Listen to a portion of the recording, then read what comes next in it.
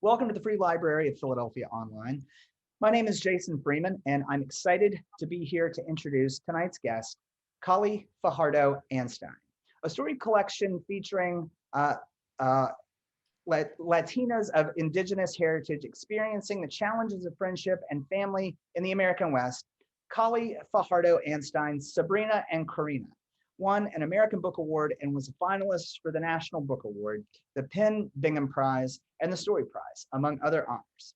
Fajardo-Anstine has contributed writing to an eclectic array of periodicals and journals, including the New York Times, Harper's Bazaar, the Oprah Magazine, and Boston Review. The 2022-2023 Endowed Chair of Creative Writing at Texas State University. She has earned fellowships from MacDowell, Yaddo, and Tin House. She joins us tonight with her debut novel, Woman of Light, a Western saga that spans 5 generations of Chicana women. It is a phenomenal book club pick. That's the name of it, but it's also a phenomenal book club pick for any of you reading at home. And it has been named one of the most anticipated books of 2022 by numerous outlets. The great Celeste Ng praises it thusly, quote, "Sometimes you just step into a book and let it wash over you, like you're swimming under a big sparkling night sky." I like that a lot. Tonight's author will be in conversation with Melinna Bobadilla. She is an actor and activist best known for roles like Santos in Orange is the New Black and immigration attorney Melina Berrigan on the Peabody-nominated series Gentrified, both on Netflix.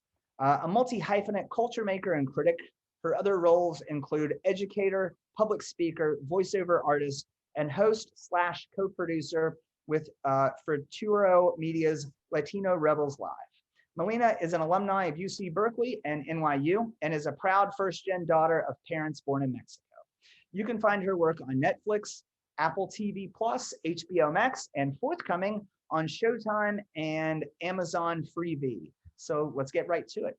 Kali, Melinna, thank you so much for being here, and the screen is all yours. Thank you. Hello, everyone. Thank you so much for having us and for hosting this amazing conversation, what I know will be an amazing conversation. Thank you, Free Library of Philadelphia. And thank you to the woman of the hour, Kali Fajardo-Anstine. I feel like I also have to thank you for birthing this story, for giving us this world to imagine and to visualize and play in. And that world that we're all here to hear more about is Woman of Light. And you know that it's been a whirlwind past week because the book came out on June 7th officially.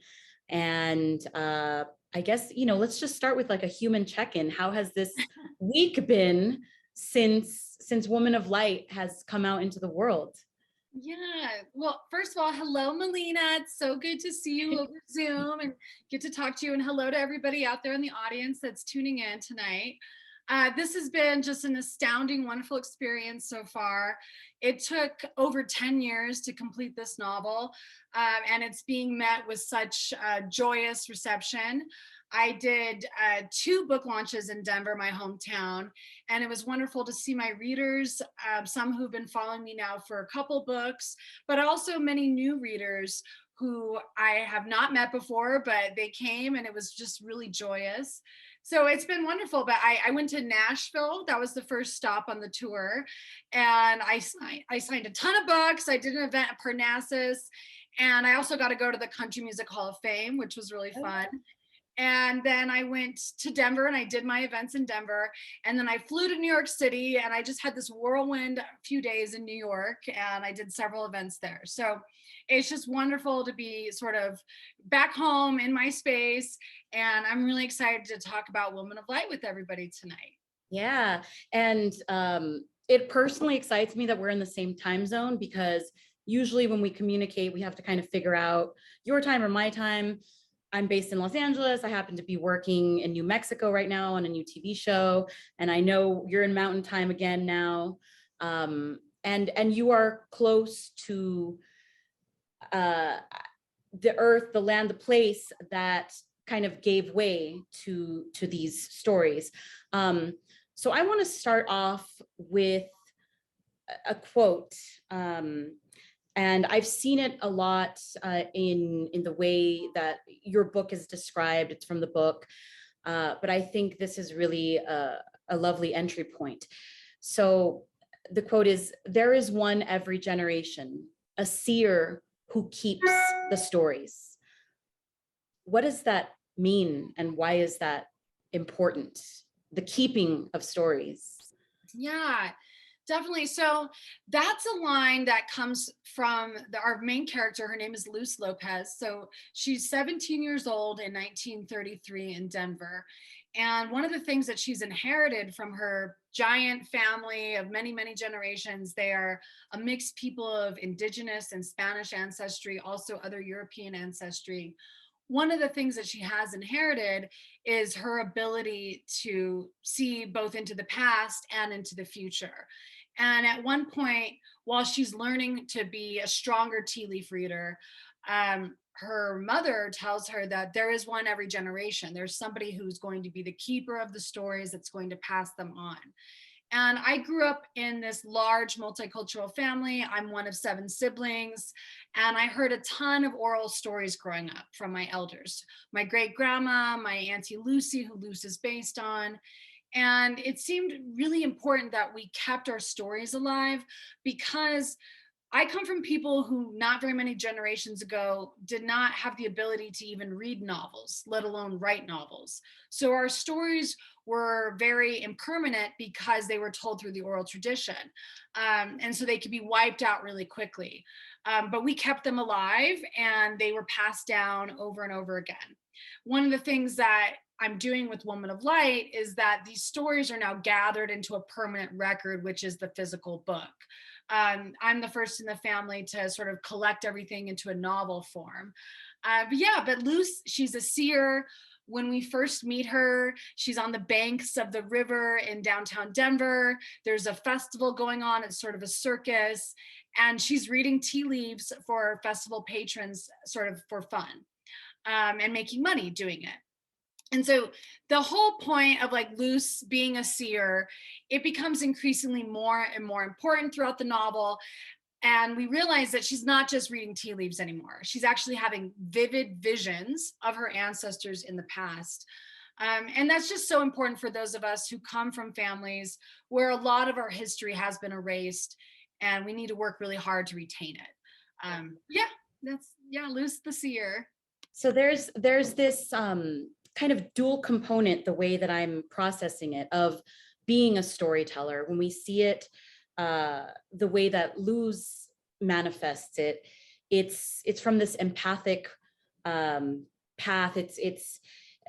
She's a seer, she's intuitive, she has a gift, right? And because she can kind of see in the future, see in the past, see beyond what our present form is, that's kind of one type of storyteller. There's also, as you mentioned, you being someone in your family who has gathered all of this oral history and started to preserve it.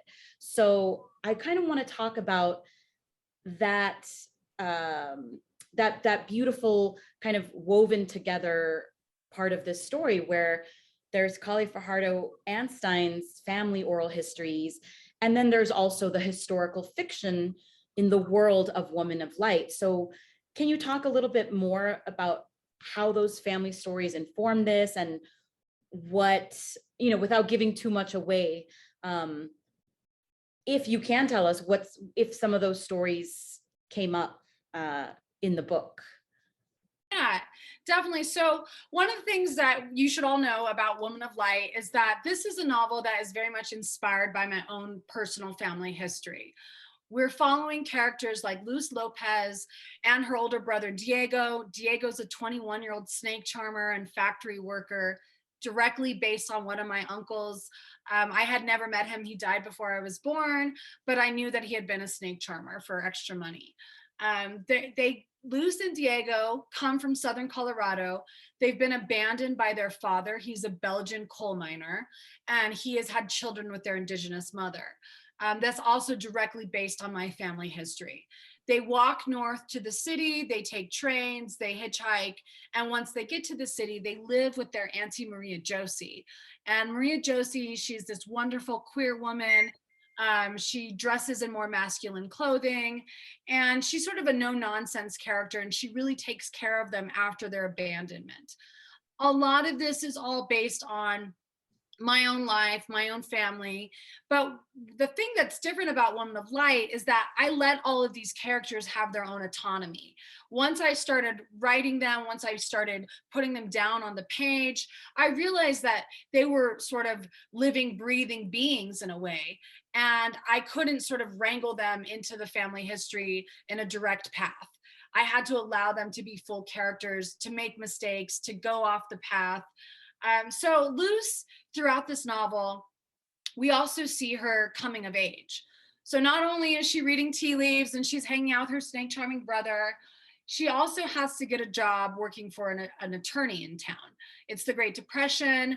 Diego has been run out of the family household after he's been attacked by a group of white supremacists for getting a white woman pregnant. And so Luce is suddenly charged with this huge task of finding enough money to pay rent. There's the looming fear of always being evicted, not having enough to eat. And a lot of that is not based on my family history. Of course, they were dealing with those same struggles, but my auntie was not literate in the sense that she could go work for an attorney. So a lot of that is tweaked and changed. And it was really exciting to have Luce, this character, in a job that we kind of think of as mundane. So she's a secretary, but it's anything but mundane because Luce has the ability to have visions. So while she's working on these court cases and she's filing paperwork, her visions are intensifying and she's actually seeing things about the whole entire community of Denver in that time period. And so we're talking a lot about one branch of the family, specifically, this new family that was formed when Diego and Luz go to live with their aunt Maria Josie, and they're in the 1920s. And one of the things that I find really engaging and exciting about the novel is the time jumping, and that's kind of how you incorporate the other branches of that family tree. As was said in the introduction, this spans over 5 generations. So can you tell us a little bit more about kind of those other branches of the family tree and where in time they'll be situated? So, well, one of the things I want to mention to the audience that's listening is that Melinna actually recorded the audiobook for Woman of Light, and I've been listening to it, and it is so just like, I'm so impressed with your range of character and also your range of time period.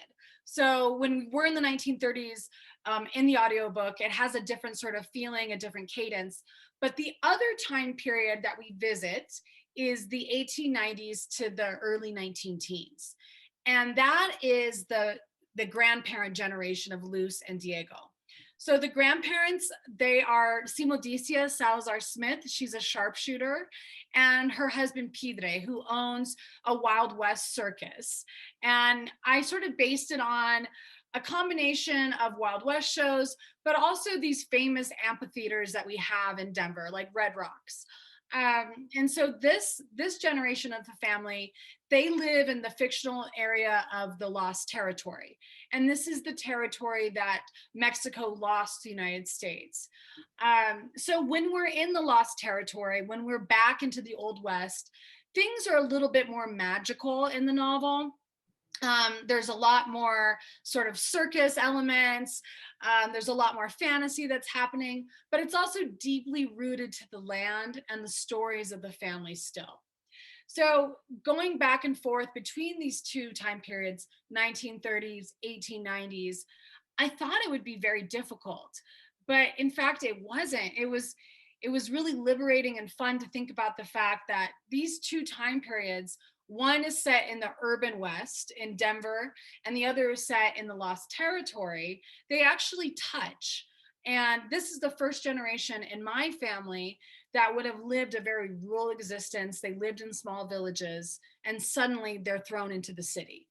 And so there's a lot of exploration between the two time periods, and time actually starts collapsing. So Luz actually starts experiencing things from the 1890s. Simodicia Salazar Smith, Luz's grandma, this is not a spoiler, but one of the saddest things that she carries, her wound, is that she actually killed her true love accidentally during a Wild West circus. She was doing a sharpshooting trick and she was charged by an animal. And that caused her to miss her mark, and she lost her first husband that way, her first love. So Luz is like experiencing these really vivid, very difficult memories of family trauma that have been disappeared for a long time. But because of her ability to see into the future and into the past, time is not linear in this novel. But I feel like it's easy to follow because you know you're getting into the 1890s every time you find a new part. So there are 4 parts of the novel, and I don't jump around a ton within the parts. Every new part opens in the 1890s and then moves into the 1930s storyline. Right. And it's really, it has a nice emotional flow. I found myself, thank you for talking about the audiobook actually, because I'm really lucky that I got to do it. It didn't feel like work at all. I was going to read this novel excitedly anyway. But I remember when I was recording it, I read the book twice in the span of 2 weeks, and I couldn't put it down. And just as I felt like I had a question, even if it was in another time period, it was then answered. So I had this like emotional yearning for an answer about something, and then you just like wove it in. So it felt very intuitive. And then there's someone who's very important, who predates Simodicia and Pidre, has some crossover with Pidre, and also predates Luz and Diego.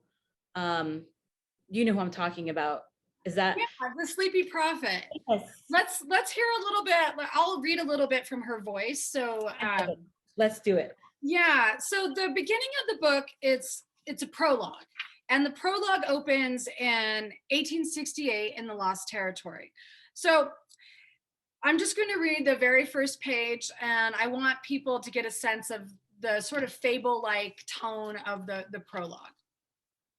The Sleepy Prophet and the Child from Nowhere.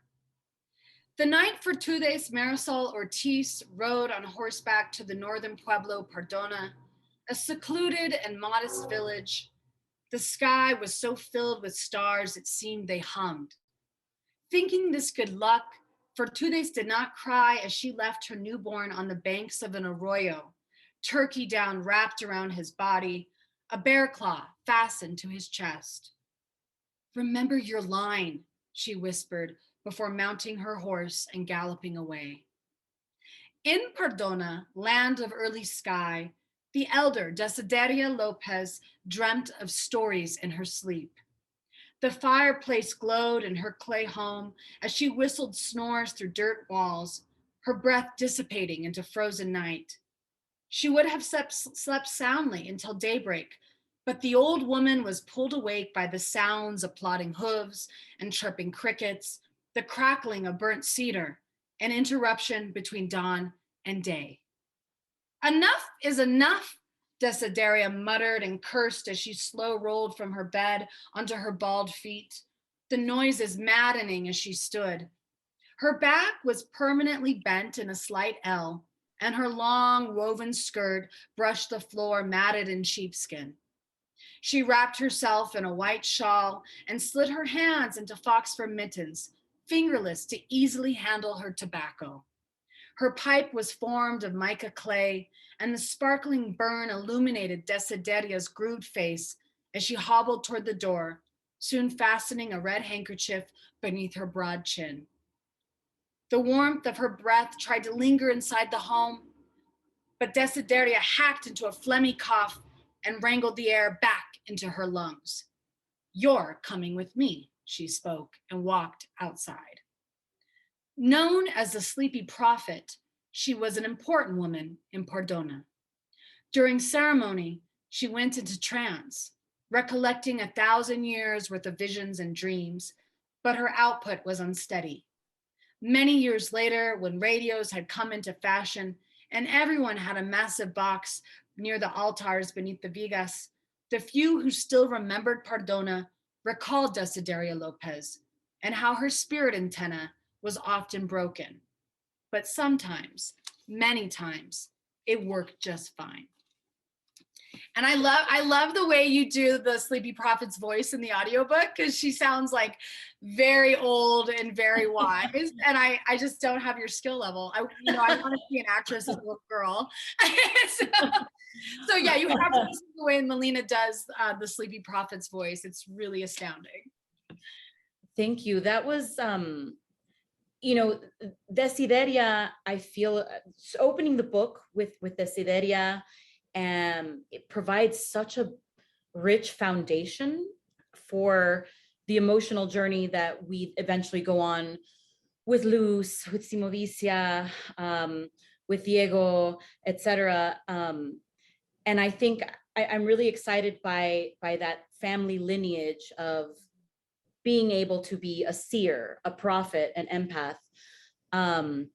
And something else that I love is the fact that although Luz is the protagonist, there is a very strong component of, there's a multi-generational component, and I feel like we get to see these realities from people of different ages. But I want to go back to a phrase that you mentioned. This is a genre. Some can consider it a cultural moment, a descriptor, this idea of the Old West, the Wild West, the American West. I think, feel free to put this in the Q&A. The educator part in me wants to do like a popcorn free speak, but we're on Zoom, so you can put this in. But like when we think of the American West, what are some of the words that come to mind? What are some of the images? Problematic, many of them, stereotypical, many of them, overly simplified, and there's this idea of cowboy, of an indigenous person, and oftentimes these stories, whether they be in books, oftentimes in film, erase the narratives and lived experiences of people that have always been on this land, that the land, the geographic location that we think of when we think of the American West, California, Arizona, Colorado, New Mexico. And most of this territory, as you also mentioned earlier, was part of Mexico. And even before that, this is indigenous land that's been actually twice colonized, twice taken. And so can you talk about that idea of, or talk about this, how this narrative, how this book repositions the American West? Yeah. Brings clarity. That's such an interesting question. And it's one of the biggest ambitions I had with this novel. So I grew up in Denver, Colorado. My family has now been there for over 100 years. I am the fourth generation now. There's a fifth generation that's been living in Denver. And my family, they're mixed indigenous people. I'm mixed with Filipino, Jewish, Belgian. Like there's a lot that happened, and all of that mixing is because of the layers and layers of settlement that had occurred here in the American West. Well, one of the things that I always thought was interesting is that, to me, this isn't even West. To me, this is the center. This is the whole place where we come from. And I remember growing up, there would be old Westerns on TV. John Wayne would be talking, The Searchers would be on, or something like that. And the landscape, that it's so gorgeous. And I think that's part of the reason why film really just went wild with the Western genre, is because it's a glorious thing to look at these panoramic views of these red rocks and these desert mountains. You're filming something right now in Mexico. Yeah. And so the land was always there, but the characters that would have resembled my family were not there. A lot of the times they were voiceless, or they were victims. The women were usually victims of rape, murder. And while those things are obviously part of the genocidal settlement of the American West. There are other stories too. There are stories of joy and happiness and falling in love and mystery. So with this novel, I really focused more on the subjectivity of the women that come from a background like mine.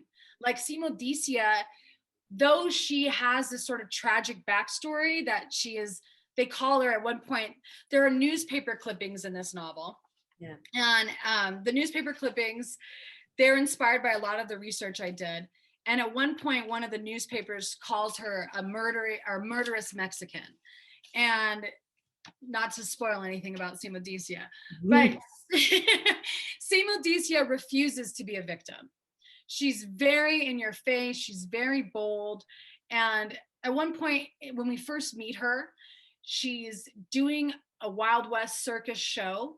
She's covered in sequins and fringe, and she's up on sort of this perch in this big top red tent, and she's looking down at all of the audience, and she's shooting coins that are being tossed into the air.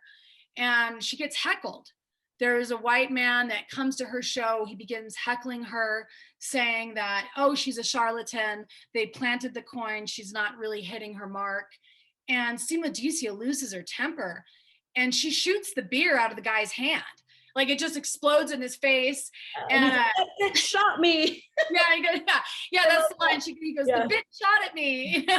And I just never had seen something like that in Westerns. I had never seen a woman character that was so in control of herself, had a little bit of a temper issue, and was a Mexicana. Like I had never seen that kind of thing. And so really a lot of what I'm trying to do with this novel is recalibrate the center of the West. This is my center, and I want to show the world what it feels like to come from a family that is so deeply rooted to this place.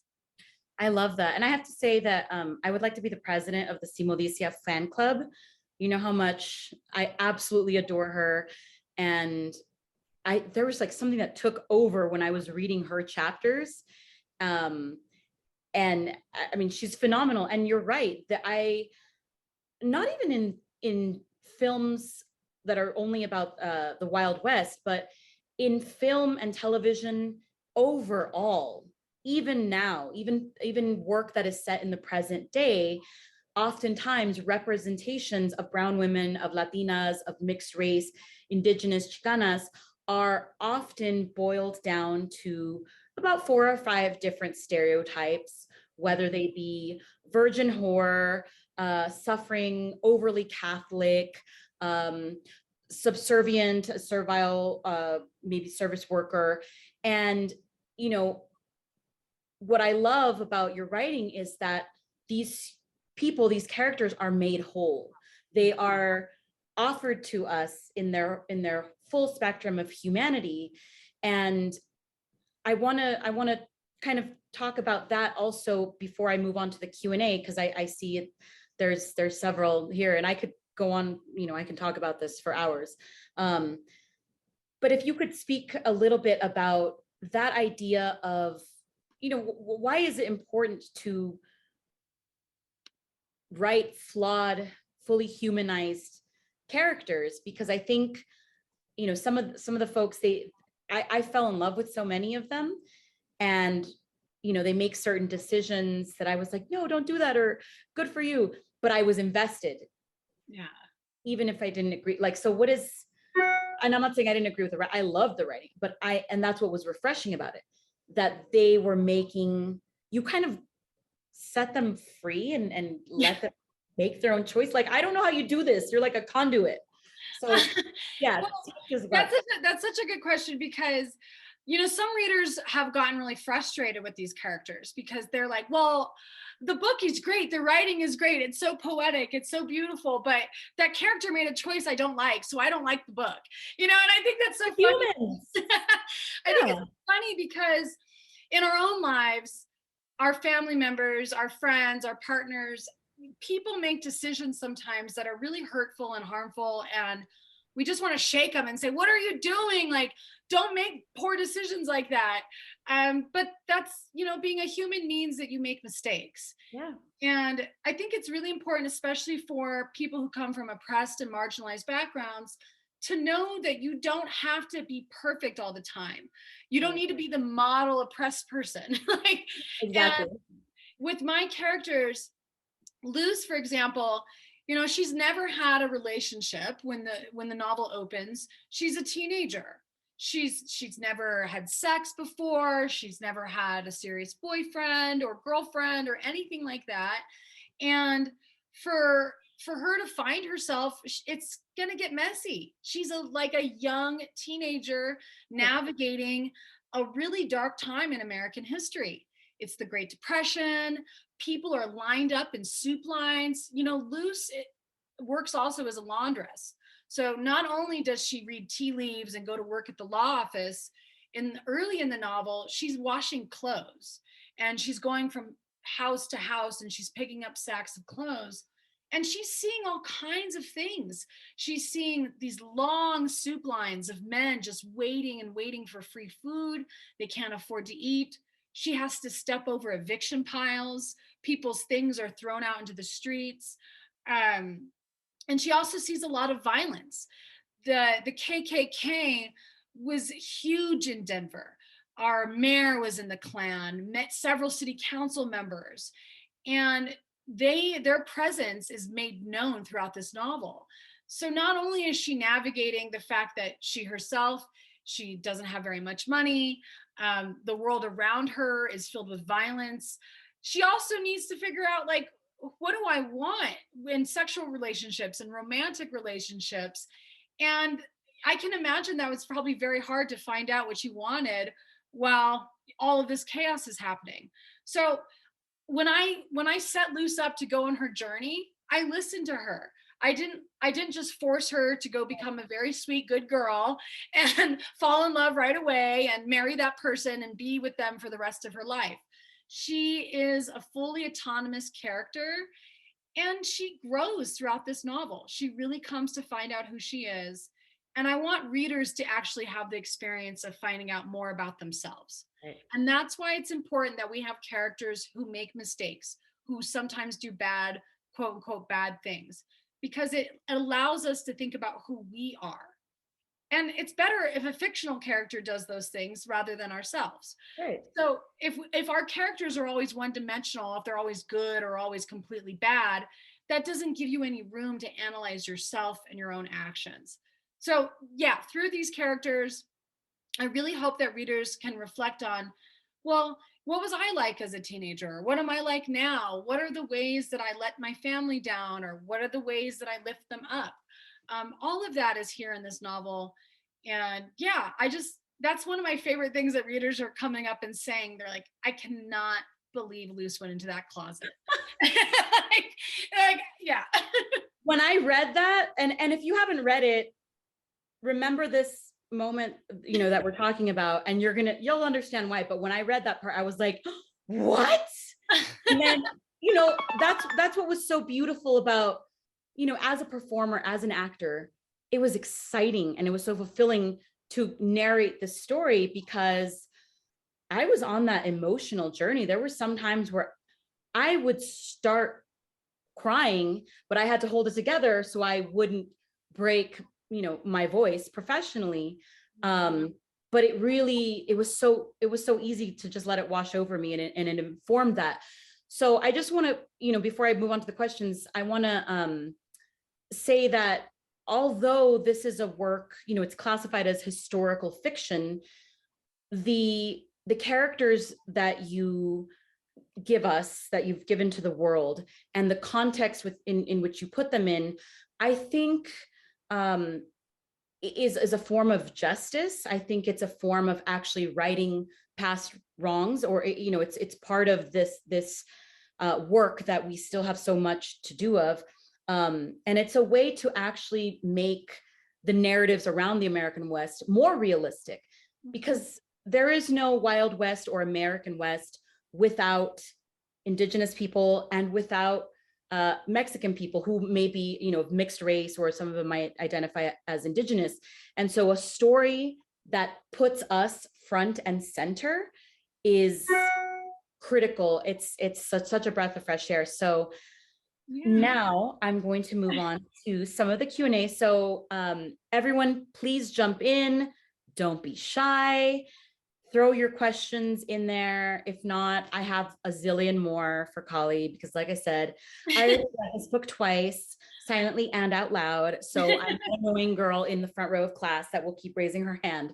So please jump in with the questions. So I'm going to go ahead and start with one. This is kind of 3-in-1 questions, but they're connected. This one's from Antonia Garber. So Antonia says, I'd love to hear about the 10 years it took to write the book. Why so long to gestate, and how did you keep yourself going? Can't wait to dig in. Yeah, that's such a great question, Antonia. So the reason why it took so long is a combination of, I have really high taste. Like, I'm not going to write books and publish books if the quality is not very high. And so 10 years ago, I was very young and I did not have the craft and the level that I needed to tell this kind of story with the respect that it deserved. Also, I had to work all kinds of jobs. I was moving all over the country. I didn't get to be a professional writer full time until very recently. After my first book, Sabrina and Corina, was nominated for the National Book Award, that allowed me to suddenly, I didn't have to work as an office manager. I didn't have to work at a Zipline front desk office. Like, I didn't have to teach workshops on the weekends. And I was constantly hustling. I remember writing Woman of Light. For a year, I lived in Key West, Florida. I worked for a nonprofit there. And I remember going to the Wendy's, and because there was free Wi-Fi.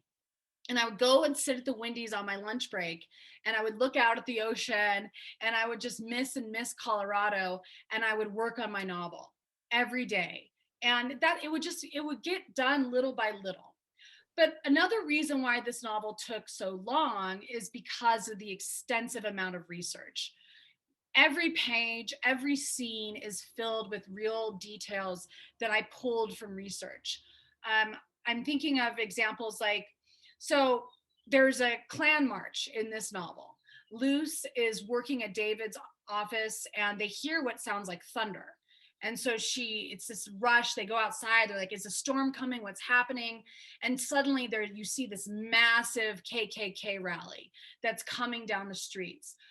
In order to research that scene, not only did I talk to my elders, so I had the oral history of their oppression from the Klan in early Denver, but I also went to the Denver Public Library's Western Genealogy and History floor.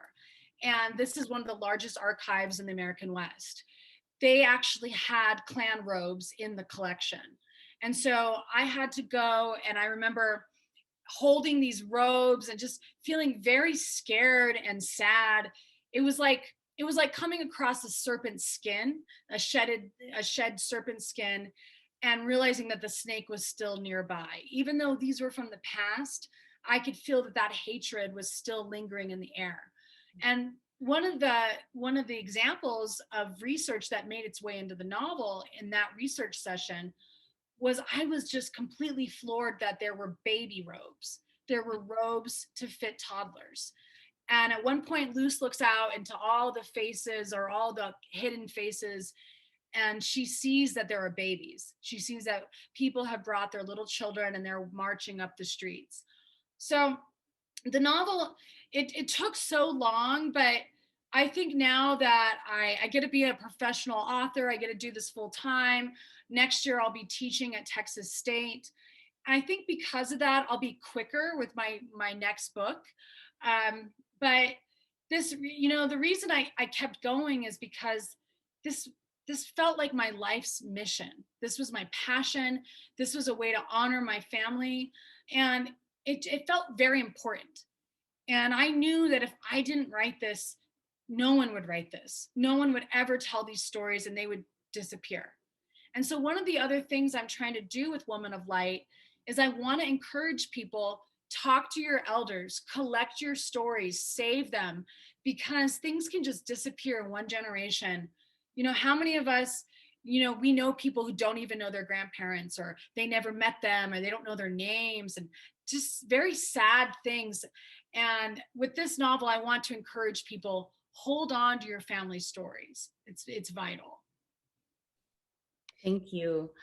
I have a question from Laura Kovacs. And again, I want to encourage people to just keep typing in your questions. Don't be shy. If you're really shy, you don't want me to say your name, just write, don't say my name, but throw them in there. So Laura says, thank you for your work. I'd love for you to share some of your thoughts on magical realism. And I just want to throw in a little note here. As a Latina artist and I guess culture maker and culture critic, I find that we're oftentimes connected to this Latin American literary cultural space of magical realism. And I just want to like complexify that a little bit, because there are, it might seem like there's crossover, but there's some differences. Yeah. Well, thank you, Laura, for that question. So I will say that to me, this book is just straight realism. And I know we've talked about all these magical elements that Luce is like seeing into the future, and we have these incredible, fantastical things happening, but those were real events. Like in my family, people had premonitions, they had visions. These were things that were very closely tied to our indigeneity in many ways, but also my European ancestry as well. There's mysticism in the Jewish faith, there's mysticism in Catholicism. So a lot of it has to do with branding, okay? And like, I hate to say this, but I remember when I was working on drafts of this novel, my literary agent, she said, please don't be mad that if when it comes out, if people call it magic realism. I said, I won't be mad, because it'll help them, you know, it'll help them buy the book. Like if they think that this is going to be like 100 Years of Solitude, or this is somewhat similar to Isabel Allende, it'll help them find what they want to read about. So in that way, I'm okay with this book being classified as sort of magic realism adjacent, but it's also important to realize that for many cultures and many people, this is realism. Mm-hmm. And I was deeply inspired by Gabriel Garcia Marquez. As a teenager, I loved 100 Years of Solitude. I still have this vivid memory of lying on my bed, and like it was like an afternoon on a Saturday, and just reading for hours and hours, and it got really late at night, and I think the sun came up and I was still reading 100 Years of Solitude. And definitely House of Spirits by Isabel Allende. These works have had an incredible influence on me, but my work is also heavily influenced by realists such as Alice Munro, Catherine Ann Porter, Willa Cather. So I kind of think of my work as a combination of the fantastical plus the real. And in that way, we don't really have many authors who are doing that. So I think in some ways it's something new. But if readers want to call it magic realism, I will not fault them for that. Also, if that's going to sell books, go ahead. Like call it what you want. Yeah, I love that you mentioned this idea of the branding, and it has to do with like your worldview and also how you are situated in this society, right? Because we talk about the physical, the emotional, and the mental when we talk about health, but I often find that this element of the spiritual is left out. And when you talk to a lot of indigenous communities, on both sides of the border, whether they're in North America or in Mexico and in Canada, the spiritual element of our wellness as a whole being is never erased. It's never not talked about. There's this idea of susto, that means literally like a fright. So if you've experienced some sort of trauma or fear, that can weigh on your spirit, and that can ultimately translate into some sort of physical ailment. And so I think that's really important. And I think that's a lovely that's another lovely thing about Woman of Light and your writing, is that it kind of recalibrates and redefines these long held notions of literature, of culture, of the American West. And so that's a great question. And you kind of started touching on this, but so Perry Wisher has a question, and it kind of made me think of this show. I don't know if anyone's seen the show called Undone on Amazon Prime. It's a beautiful show that is, I don't know the exact type of animation, but essentially the actors go in and they act out the scenes. And then what you end up seeing is similar to a very vivid, lifelike watercolor in motion. It's not quite animated, but it's closely related to that. And it's about a mixed race, Mexican Jewish young woman in Texas who, similar to Luz, is a seer, but a lot of times her family, I guess, kind of vilifies her and her visions and blames it on mental health issues. But there is this mixed race identity present, and this idea of her indigeneity informing her spirituality, but also Jewish mysticism in this most recent season. So Perry wants to ask, would you talk a bit about your Jewish background and whether you worked it into the narrative? Yeah. So my mother's mother is a Jewish woman, and so that I'm Jewish, so among other things. And she actually was put up for adoption. So she had been abandoned. Her mother struggled with alcoholism, and this was sort of common in like the 1930s and 40s and 50s, and it's still somewhat common, but people would put their children into orphanages, and it wasn't like, we'll keep them there forever. It was like, well, we'll put you there for now, and when we have more funds together or we're feeling healthier, we can come get you. But unfortunately, she was left in this orphanage, and it was a Catholic orphanage. So up until she was 9 years old, she had been raised in a Jewish household. And then suddenly she's being thrust into this Catholic orphanage. She's being raised by nuns. It's a very abusive place. It's a not happy childhood for her in many ways. She meets and falls in love with my grandfather, who is indigenous from the pueblos in northern New Mexico and Filipino. And so they create my mother. So when I was growing up, without a doubt, people would always ask me, what are you? Even as a little girl, I remember strangers would come to me and they would say, you don't look like anything we can place. So what is your ethnicity? And what they wanted to know was like one or two things. They didn't want to hear this very complicated story of colonization, of movement, of people coming from different parts of the world and meeting and falling in love. And so I would always sort of try to give this complicated answer, but they would sort of, oh, that's too much. I didn't want to hear about that. So when I was working on Woman of Light, my agent is a Jewish woman. I have a lot of Jewish family. There's no way that I could just erase the Judaism of Denver. Like, there are Jewish characters in this book.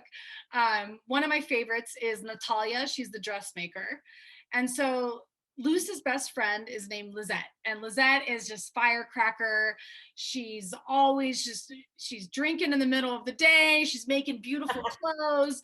She's just sort of this funny, she's likened to a clown a lot. They always say she's sort of like a beautiful clown. And she goes to this dressmaker, this Jewish dressmaker, Natalia. She goes to meet her, and she wants her to make her wedding dress because she's heard that she's the best seamstress in Denver. Well, when Lizette and Luz go there, they realize it's going to be a lot more money than they have to buy this dress and the material for this dress. And Natalia looks at Lizette's outfit that she's wearing, and she's like, oh my God, like, who made the dress that you're wearing? And Lizette's like, I made it. I'm the person who sewed this. And she gets really lucky that day, and she offers her a job. She says, well, you know what? We can make your wedding dress if you come and work for me. And so that throws Lizette into this sort of this community in a large way. There's also this really funny character that shows up. He works at the Greek market, but he's a Jewish young man. And he's just he's always asking Luz out on dates. And there's also another, I'm going through all the Jewish characters. One of my favorite characters in the book, they all are my favorites. They're all my children. But one of my absolute favorites is the socialist radio announcer. Yeah, I love him. Leon Jacob. Mhm. So Leon Jacob is actually inspired by my baby sister. She was really good friends with this Jewish man that he had been a soldier in World War II, and he actually had helped liberate people from concentration camps. And he worked as a radio man, and that was one of his jobs. And so he died right as I was working on Woman of Light, and he would have lunch with my sister every week. And she said, I really think that his name was Leon. She said, I really think that Leon would love, a part in your novel. And I thought about it and I said, okay, let me think about how he would fit in. And not only did he fit in, like, he's vital. So this radio announcer, he's sort of the voice of the community. He's getting people riled up about injustices that are happening. And he himself is a veteran of the First World War. So yeah, Denver, this is a multicultural book. This book has Greek characters, indigenous characters, Mexican characters, Asian characters. There's a character inspired by my Filipino great-grandfather. That's why I think nothing like this has probably been done, because it's just so diverse in the cast of characters. But yeah, I hope that answers your question about some of what's going on inside of Woman of Light. I loved reading Leon Jacobs's parts out loud, because I found myself really like just connecting to his politics. You Kali, you know me very well, but I really appreciated his progressive social justice warrior kind of just the way that he used the airways to organize, and he ends up being very pivotal. So I think we have time for one more question, so I'm going to close it out with Amelia, and she asks, can you talk about the lost territory? Yeah, definitely. So one of the fun reactions that I'm getting from readers is that they're Googling and they cannot find the lost territory. And I mean, that's such like a cosmic joke, right? Because it's called the lost territory, and then suddenly you're lost on Google and you can't find it. So I came across the term, I mean, as we know, parts of the entire, like, New Mexico, Arizona, parts of Colorado, all the way up into Wyoming, California, Nevada, Texas, a huge part of the United States was once Mexico. And before that, it was Spain. And before that, this was just a place where indigenous people lived. And so when I was researching for this novel, my family, as I've said, came north from Southern Colorado. This is a part of Colorado that is very close to their Spanish and indigenous lineage. There's a very archaic form of Spanish that is still spoken by many of the elders. This is a place that's culturally distinct and different from anywhere else in the world. And when I was researching for the novel, I came across, there was an academic that used the term the lost territory, just briefly. They were talking about the territories lost by Mexico to the United States. And when I heard it, I didn't think of it as like an actual term for losing of the territory. I thought of it more as a place where you get lost. It's a place that sort of takes you in and suddenly you're lost in space, you're lost in time. And so it has a double meaning. In the lost territory, that's where Simodicia lives, that's where Pidre lives. Maria Josie, when she's a little girl, she lives there, and her name is actually Maria Josefina there. In the lost territory, there are a lot of references to broken clocks. Time works differently, seasonally, things are changing in sort of a little bit of a surrealist manner. So one way that I try to honor my ancestors is that I write about the place where we come from, but they left Southern Colorado. So I don't have firsthand knowledge, the lived experience of being there for many, many years of my life. I visited, I actually finished a draft of the novel in Southern Colorado. But I want to be as respectful as possible. And these are places with very rich, deep history. And so I'm not going to write about a town as if it were, I'm an expert. So I'm thinking of like the San Luis Valley in Southern Colorado. yes, if you read my books, you will realize that probably some of what I'm referencing is in the San Luis Valley. But I also sort of change it just a little bit. It becomes its own fictional universe, its own space. And that's a way to really be respectful to those towns and those villages.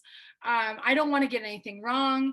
And even if I got something right, I want to make sure that it's its distinct own fictional space, and it's not something that I'm sort of co-opting. I was inspired by Faulkner. If you think about like the fictional lands and time periods, there's also Macondo in 100 Years of Solitude, and that's the fictional place where the family lives. So yeah, the Lost Territory is part of my larger fictional universe. And if you've read Sabrina and Corina, you'll know that the town Sewarita, it appears in both Sabrina and Corina. You can't Google it. It's not in Colorado. You won't be able to find it. And it's also in Woman of Light. So I love the Lost Territory, and I love going there. And I think readers also appreciate going there on this adventure. Yes, we absolutely do. There's something so cinematic about your writing. So I hope you'll join me, all of you viewers. I would like to manifest that and ask the universe for that, because as I was reading it, I could see these places, I could feel them. And I know I'm not the first person to ask this or ponder this, but at the end, and I won't give it away, there's a lot that left me wanting more, not because you didn't write it perfectly, but because I am greedy, and I just like, okay, but what happened to so-and-so, and what did they do after this? Like, so, you know, I'm sure many of you probably that you have read this also feel this way. So I want to be respectful of everyone's time. I want to thank Free Library of Philadelphia. This has been a wonderful conversation with our brilliant author, Kali Fajardo-Anstine. And we're closing it out, but I want to give you, Kali, the last word if there's anything you'd like to say to the viewers. I want to thank everybody for joining us tonight. For those of you who have already read the book, thank you for reading my work. If you enjoyed it, please tell other people about it. And I want to thank you, Melinna. Just thank you for your generosity and doing this conversation with me, and for your really smart and engaging questions. And also, like, the audiobook is so good that I forgot I wrote the book. Like, I was listening to your performance and I was like, wow, this is a really entertaining book. Oh wait, it's my book.